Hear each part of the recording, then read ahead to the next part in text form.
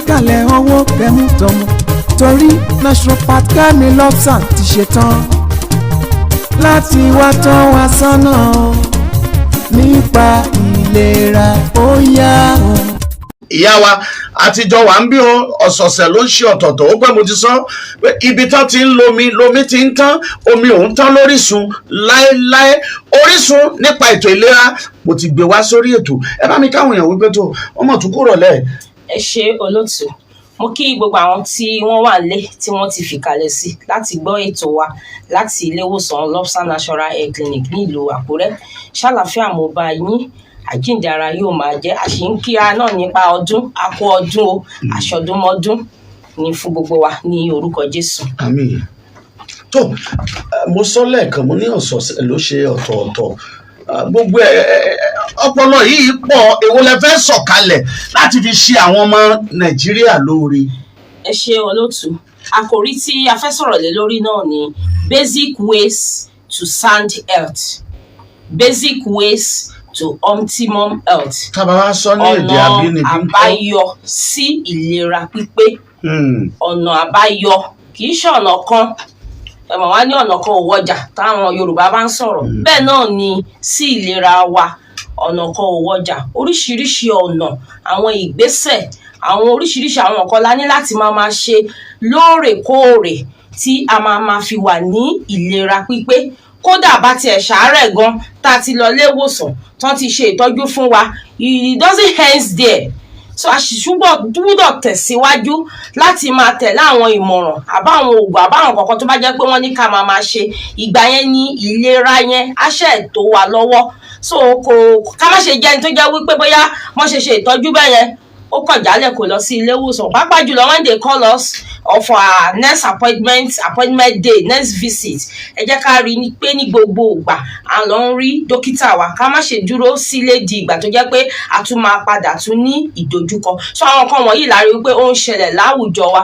ta fi mú àkòrí yìí wá pé basic ways to optimum health tá a bá dẹ̀ ń sọ ó pín oríṣiríṣi ọ̀nà la lè máa ṣe láti lè rí wípé ìlera pípé ó jẹ́ tiwa it's a long topic a lè parí ẹ̀ ní ọ̀sẹ̀ yìí so fún gbogbo àwọn tó ń gbọ́ wa ní ọjọ́ mẹ́jọ a tó máa parí ẹ̀ so number one factor now to optimum health is eating the balanced diet. mo ti máa ń sọ lórí program wa ọ̀pọ̀ àwọn àìsàn tó ń tà tó ń rà nínú àgọ́ ara wa ní ayé òde òní is as a result of our lifestyle as a result of our eating disorder ṣe mọ̀ nǹkan tó kọ̀ wò wá là ń jẹ so òun la ṣe mú àkòrí yìí wá pé when you eat healthy balanced diet to be precise a rí wípé á ran àgọ́ ara yẹn lọ́wọ́ láti pé kó ṣe kíni kó jí pépé then to the set of people that your doctor your consultant has given you a food list ń pé àwọn nǹkan báyìí ní ká máa jẹ nǹkan tó ní ká máa jẹ yẹn òun náà ni balance diet wa ṣe mọ̀ nígbà tá a wà ní rèwerèwe ní ilé ẹ̀kọ́ wọ́n máa ń sọ fún wa wípé we have the 6 classes of food we have protein we have carbohydrates mineral fat and oil water etc.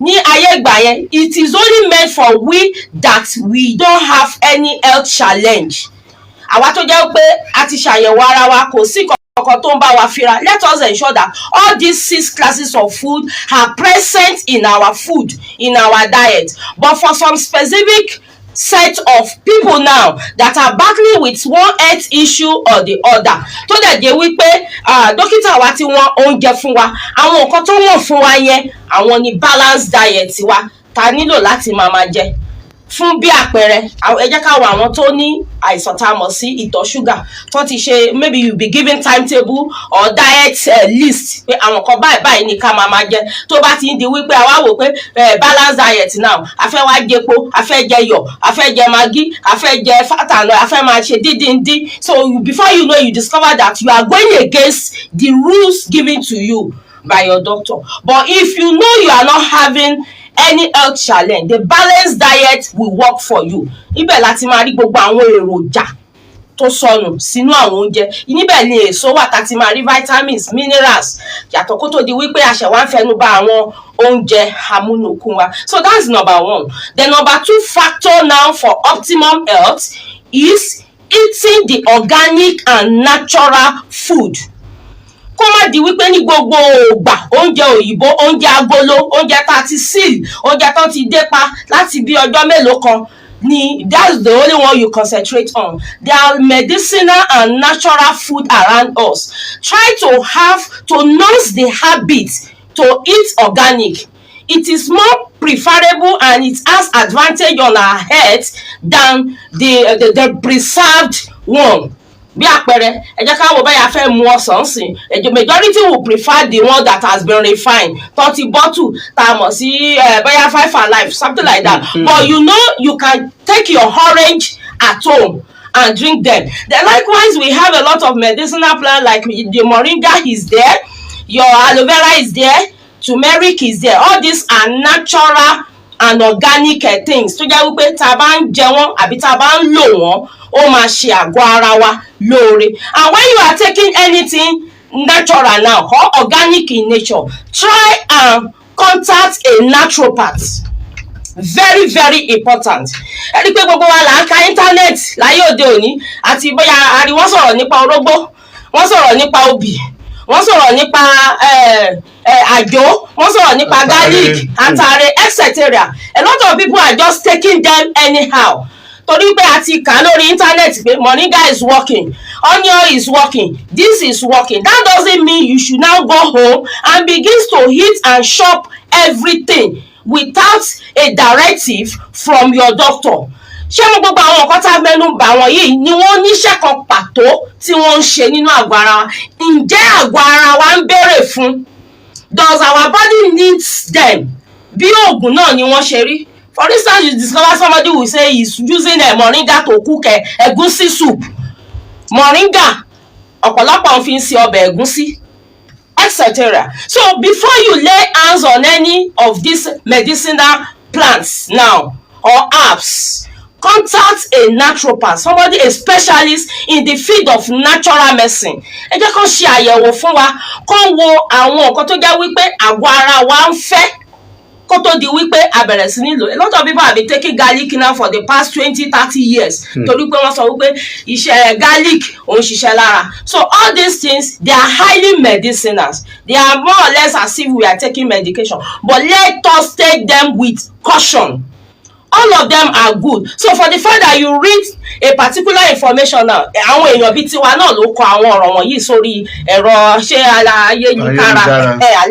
ayélujára. So before it's somebody like you, before you begin to mind this, mind that, mind this, mind that, at the end of the day, it might affect our head. So ẹ jẹ́ ká rí wípé àwọn nǹkan wọ̀nyí, it's good to eat natural and it is good to take organic things. But before you devote your attention, most of your eatings or them, ẹ jẹ́ ká rí wípé a lọ sí ilé ìwòsàn kí wọ́n ṣe àyẹ̀wò fún wa, kí wọ́n rí wípé àwọn nǹkan wọ̀nyẹn ó tó àkókò fún wa láti lò àbí láti jẹ. Then number 3 is periodic checkup. The topic before us is basic ways to optimum health. Àwọn ọ̀nà àbáyọ sí ìlera pípé. So ìkẹta báyìí ni periodic checkup, ṣíṣe àyẹ̀wò àgọ́ ara wa lóòrèkóòrè. Àyẹ̀wò ló máa tọ́ka ohun tó sọnù, ohun tó ń ṣẹlẹ̀ nínú àgọ́ ara wa. Ní ọ̀pọ̀ ìgbà àwọn àìsàn kan wà tó jẹ́ wípé the body housing it tí ò tí ì mọ̀ rárá pé nǹkan bẹ́ẹ̀ yẹn ń ṣẹlẹ̀. But nípasẹ̀ àyẹ̀wò la máa fi mọ̀ pé nǹkan yẹn ó ń ṣẹlẹ̀ nínú àgọ́ ara wa. Then ọ̀nà àbáyọ á lè tètè yá kíákíá. The earlier the better. But in the situation you are waiting for when your body breaks down, ẹ jẹ́ ká wọ ọkọ̀ ayọ́kẹ́lẹ́ wa, ọ̀pọ̀lọpọ̀ àwọn àtọ̀yẹ́ pé you know as much you can take your car to the mechanic place to do the servicing. Likewise, your body needs better than that. So kó tó di wípé àìsàn dá wa kulẹ̀ sílé, ẹ jẹ́ ká gbé ìgbésẹ̀ ká lọ sí ilé ìwòsàn. Anything called self medications, we do away from it. If you notice anything, ìgbésẹ̀ àkọ́kọ́ tó yẹ ká ṣe ni wípé ká lọ sí ilé ìwòsàn ká lọ ṣe ìtọ́jú ara wa lóòrèkóòrè. Then number 4 now, I'm joining 3 things in number 4. Rest, sleep and relaxation. Wàhálà máa ń pààyàn kókó jọ̀njọ̀ ní ọ̀pọ̀ ìgbà tí a bá fi àkókò láti sinmi. If you have somebody, wàhálà yín ti bá wàhálà wo ni mò ń ṣe mí ìdẹ́ṣe nǹkan kan, you know, sitting down in a position you can be engaging your body in stress.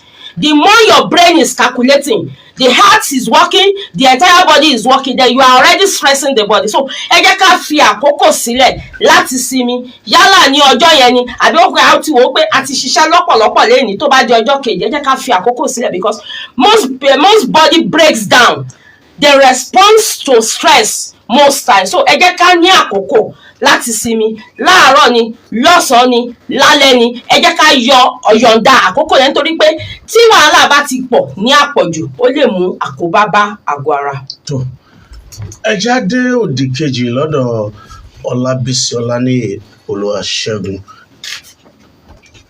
Lopsam ìlera lọ́rọ̀ láàyè. Lopsam. kìló méjì sà.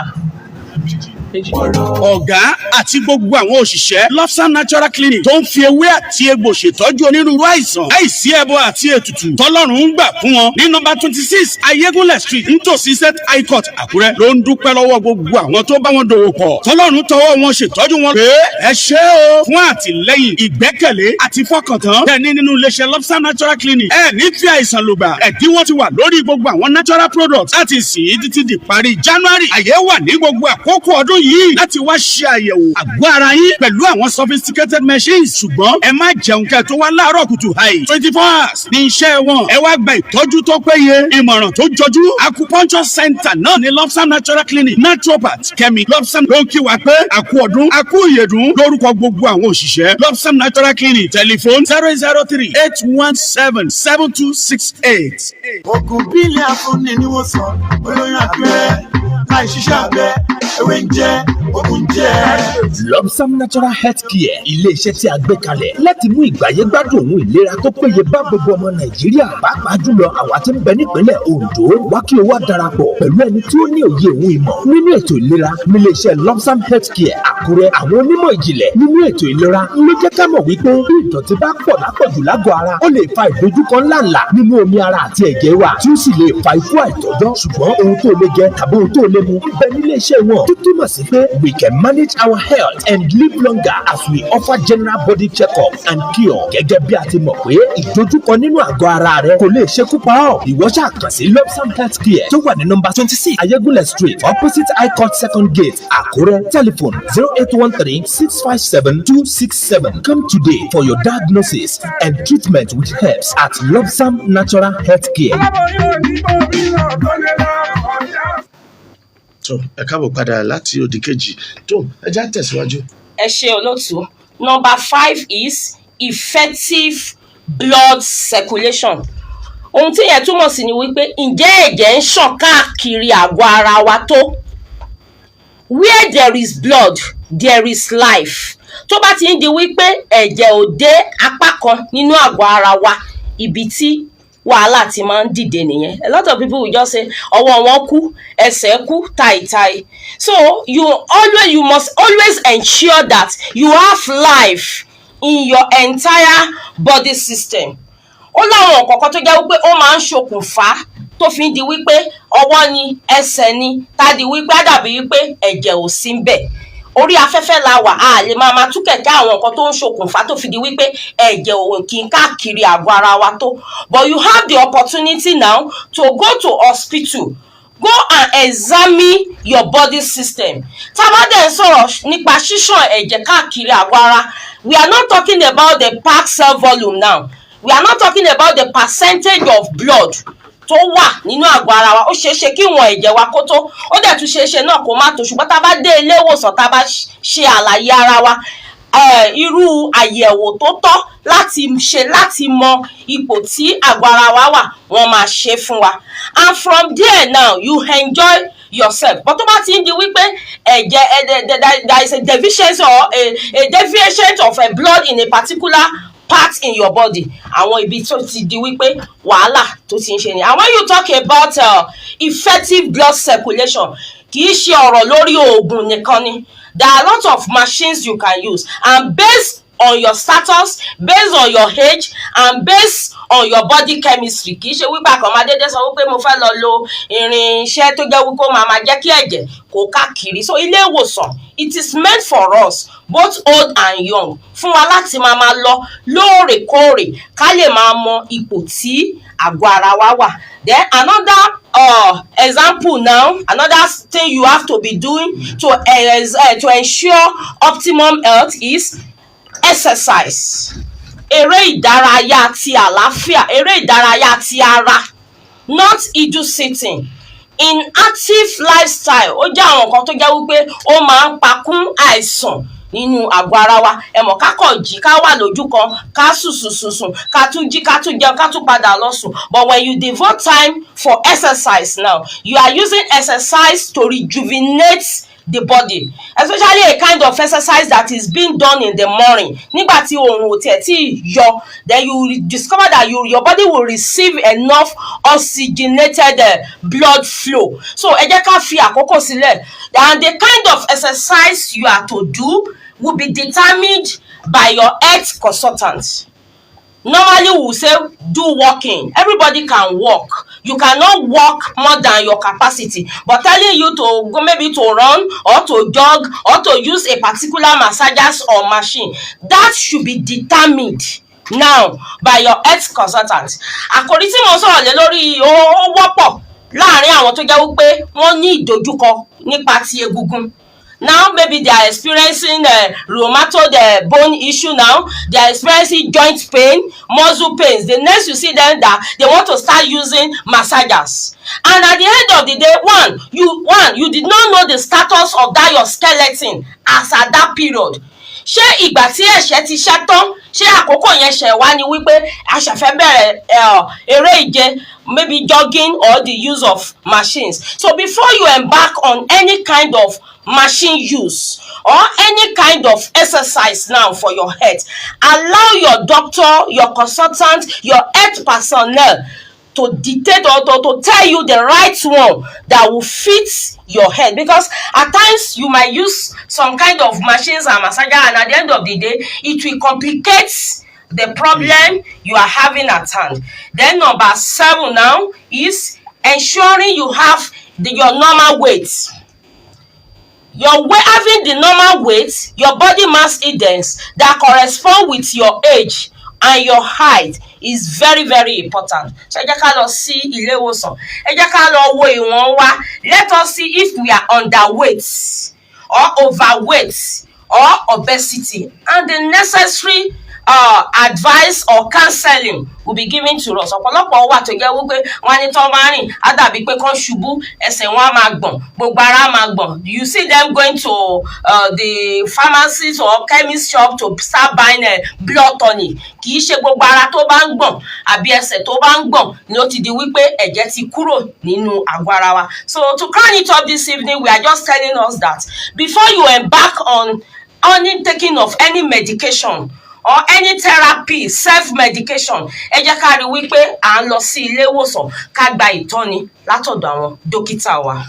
Ká lọ ilé ìwòsàn, nǹkan bíi 6-7 la outline kalẹ̀ láì ṣe àtúnwé asán: eating balanced diet, eating organic natural food, periodic checkup, RSR, rest, sleep and relaxation, effective blood circulation, exercise àti maintaining your normal weight ló lè ní ká mú optimum health basic ways that we can gain our optimum health. Ẹ jẹ́ padà dé òdì kejì. Tá a bá padà dé iṣẹ́ tí múra sílẹ̀, ẹ mọ̀ pé a ti bẹ̀rẹ̀ lọ́sẹ̀ tó kọjá.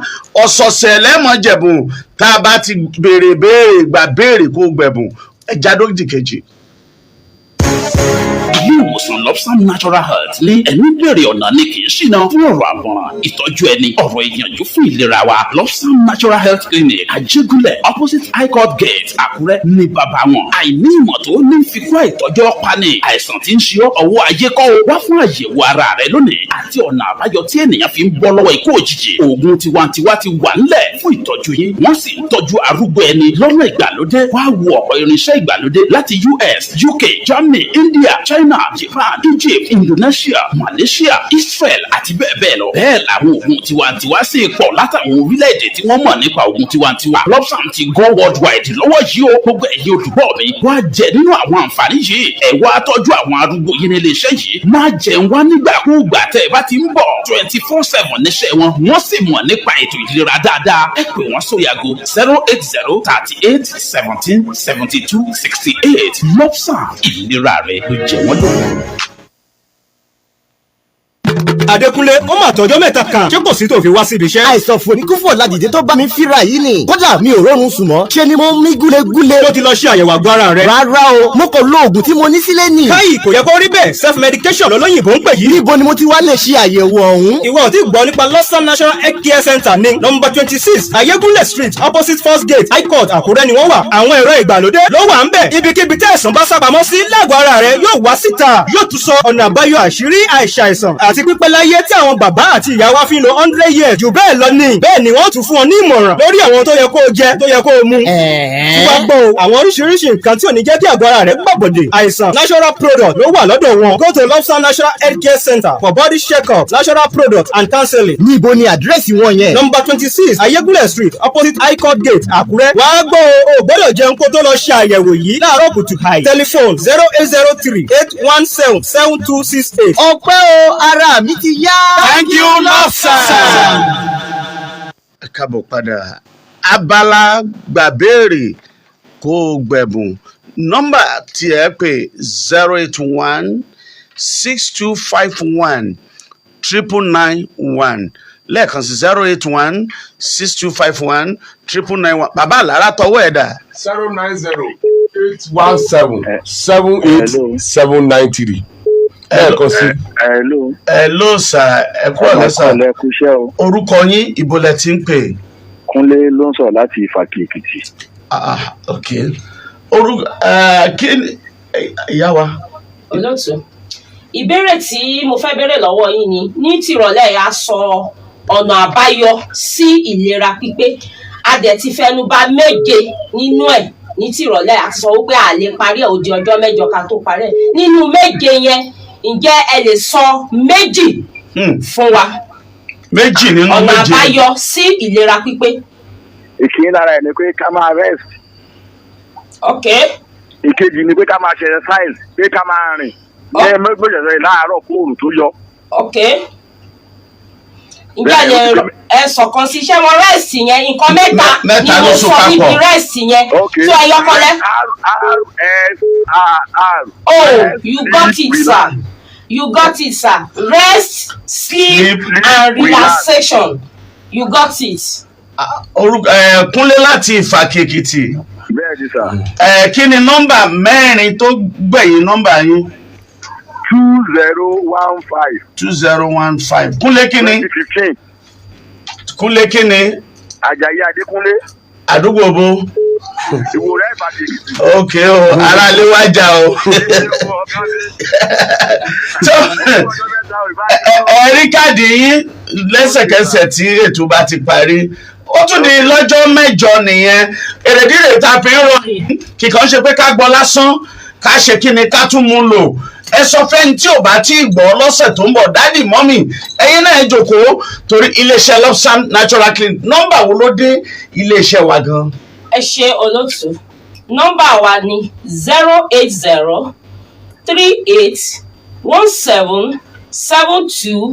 08038177268. lẹ́ẹ̀kan sí.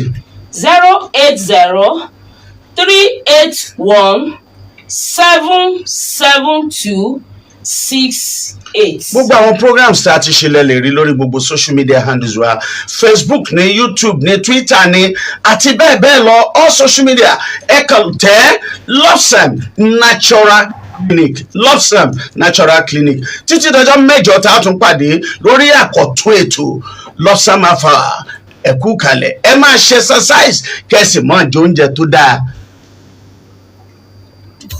Lobsam Lobsam Lobsam ìlera lọ́rọ̀ láàyè Lobsam Lobsam Lobsam o àlàáfíà ló kún ọ̀rọ̀ Lobsam Natural Clinic àwọn ló ní gbọ́wọ́ ètò yìí. Lobsam Natural Clinic ìlera ẹ̀dá ṣe pàtàkì sí wọn. tó bá rí bẹ́ẹ̀ ó yá ẹja jọ̀bọ̀.